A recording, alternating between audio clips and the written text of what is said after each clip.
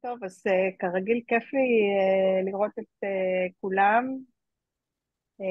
יש לי איזשהו קשר שאני מרגישה עם יעל, בלי שהכרנו לקחנו, אחת את השנייה, אבל אני לא גם, סתם. נכון. אני לא יודעת אם כל פעם להציג את עצמי זה יהיה נכון, כי אני ברור מרגישה שכן. שאני חוזרת.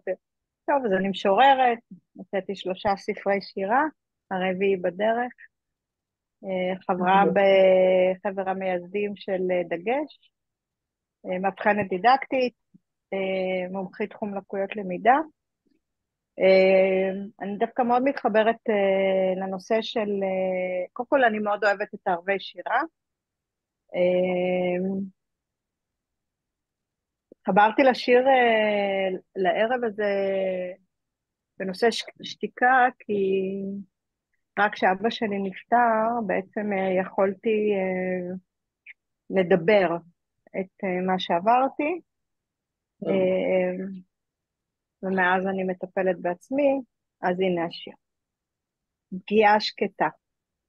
היינו ילדים, למדנו להחזיר, לא לוותר. היינו ילדים, לו ידענו אז כי פגיעה מכאיבה, כאב סודק את עמוד השדרה. אתה, בפגיעתך השקטה, תמררת את שערות גופי. אתה, סדקת את נשמתי לעד. אתה, השארת ילדה תמימה וליבה מדמם. וחלקי, להכיל בשתיקתי, ילדותי. בשתיקתי המכילה, בשתיקתי המבוישת, לא ידעתי מי אני. עד שעייפה שתיקתי ומילותיי בקעו בשיריי. וואו, וואו, גלית, את צורה. אני עוד מעט ממש אדומה. יפה. אטרקטיבי ביותר, מה? ממש חזק. כן. כן, כמו, כן. גם יפהפה, כאילו גם את הכאב את כותבת מאוד יפה, ומאוד אבל עוצמתי, היום דנית ומדהים. במקום אחר. נכון.